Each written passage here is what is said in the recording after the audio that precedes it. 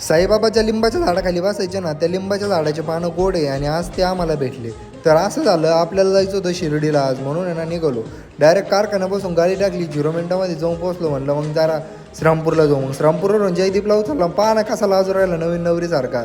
मग डायरेक्ट गेलो आस्तगावमध्ये, आपली एक साईड चालू होती. मग तिथं साईडला व्हिजिट दिली आणि डायरेक्ट निघालो मग आस्तगावमधून. डायरेक्ट इकडं सूर्यफुलाची शेती बिती बरं का, एकदम जबरदस्तरित्या. मग बेकाररित्या आहे ना आस्तगावमधून गाडी टाकली आणि डायरेक्ट नगर मनमाड हायवेला जाऊन पोहोचलो. म्हणलं चला आता डायरेक्ट शिर्डीकडे जाऊ. मग 0 मिनिटात येऊन पोहोचलो आपण शिर्डीला.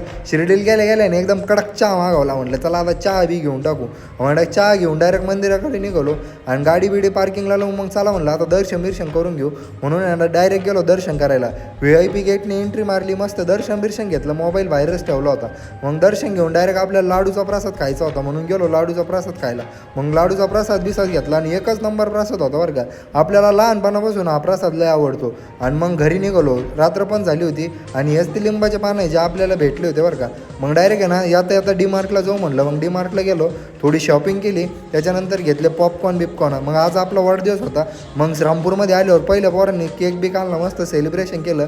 नंतर गेलो कॉलेजमध्ये, कॉलेजच्या जिममध्ये पण सेलिब्रेशन करून टाकलं. आणि मग गेलो हनुमान मंदिरामध्ये. हनुमान मंदिरात पण एकदम जबरदस्तरित्या सेलिब्रेशन झालं. सगळ्या भावांना धन्यवाद. चला मग तेवढं तुम्ही मुकुल चाबळे फॉलो करून टाका, संपला विषय.